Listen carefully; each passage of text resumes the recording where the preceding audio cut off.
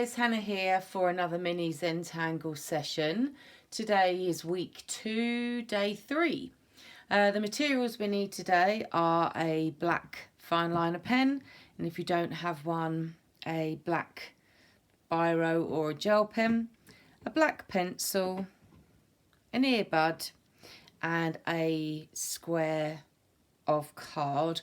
Or if you don't have one, you can draw a square in your notebook or journal. I've had a couple of people ask me about the size of these squares. These ones are 5 centimeters by 5 centimeters, but the normal size that we tangle on are quite a bit larger. They're 9 centimeters square. I've started off with the smaller ones just purely so that people can get an idea for the feel of the tangle before they go on to do a larger tile. So, any more questions, please send me a message and I will come back to you as soon as I can. If you would like to go and get your materials, pause the video and then we'll get started. So we're back now, everyone has their materials. I hope you're all sitting comfortably, and here we go. So, starting with your pencil, we're going to just draw a border like we have done on the previous videos, just to form a square. I'm then going to move on to my pen, and this tangle can be a little bit difficult to get started with, so it does need a little bit of practice, but once you get the hang of it, it is very enjoyable. So I'm going to slow right down for this. Going to start, and I'm just going to draw what looks like it actually looks like an ear, but it's a curved circular line, almost in a spiral. And I'm going to continue going round and round until I've got it to the size that I want, and then I'm just going to tuck that end in. Let's see if you can see that better. So that's the first one, and I'm going to slow down again and repeat it. Actually, I'm going to start here. So I'm going to start with a dot in the center, and I'm just going to keep drawing outwards, and you'll notice how slowly I'm drawing, and that's because I want to control the width of the lines apart. Now, some of you who are left-handed might draw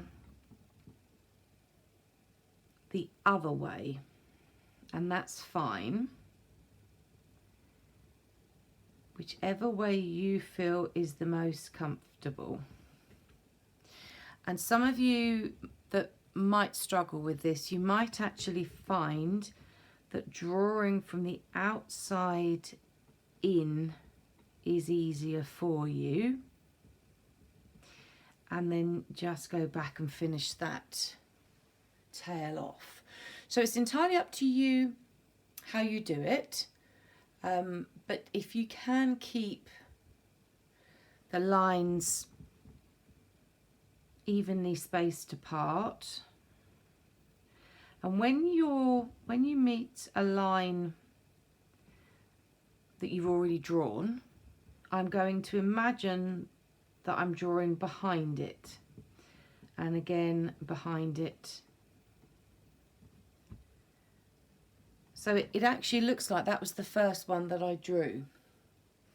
I'll show you that again by starting here. And this is one of those tangles that you really slow down. Think about your breathing, and it's very relaxing. And you'll notice that although I drew this one first, this one now looks like it's sitting behind it. I'll show you again. I'm just going to turn the tile slightly.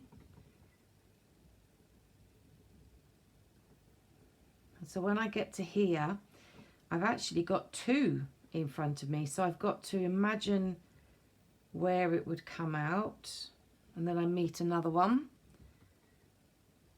and there. And where would it come out? It would probably look a bit like that.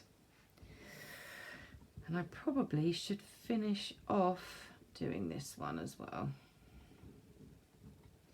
And that is really all there is to this one. It's a great one that if you're just sitting down watching the news or listening to music and you just want to switch off for a little while, this is quite a good one to do. So that's how you would start and finish that tangle. I've done some examples for you. So here's one I've done, but in between each of the gaps, so here for example, all I've done is colour the spaces in. And the reason why I'm showing you this before we move on to finish with the shading is because you can decide how you want to do it. And you'll notice that I've left a bit, a space in here blank. There is a reason for that. And this is another one, and you'll notice there's a bit of a difference between this one to this one. So with this one, they look like they've got a bit of a sparkle to it, and that's because they have. So the way to draw this is to start off, draw your first line until you get to where you started, in line with where you started, should I say. And then I'm just going to leave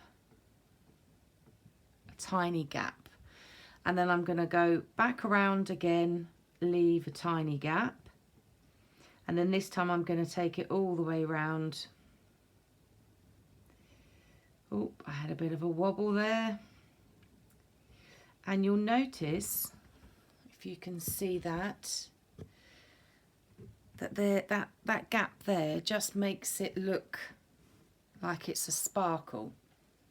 So I'm going to draw that again so you can see. So I do one part round, leave a gap, and then as long as I keep it in line with the first row round, and then the next row is a full circle without a gap. And I'm really wobbling today. I think it's because I put hand cream on before I did this and my hands are sliding around all over the place. So you've now got the option. You can either do the whole inside the border like this and either leave the insides coloured. You can colour them or leave them blank. Or you can do them like this where they've got a sparkle. And the way to shade these, again, there's a couple of different ways. So this one here in the top left, every outer circle that I've got where there's another one underneath it, you'll notice that I've shaded that part. Whereas with this one, I've actually shaded them all like a smiley face, all in the same at the bottom. So I've chosen so they're underneath where that sparkle would be. And I'll just show you on here so you can see.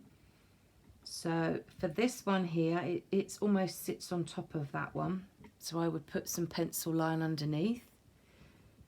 And this one sits on top of that one. Whereas with the ones with the sparkle, I'm just drawing a smiley face on both of them. And then using our earbud,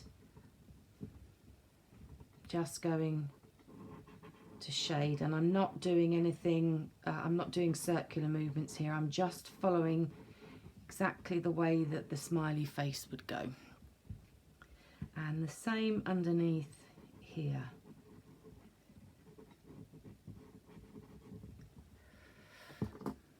And that's about it. I've got two more examples. This one I've done almost in, well, I suppose it's the shape of an eye. But you can see that I've shaded, the shading I've done on this one is so that they all look like they're sitting on top of each other. And then this is one I've done as a circle, but you'll notice I haven't put any shading on it at all. And that's because I wanted to show you what it was like, the difference with the shading, the difference without the shading.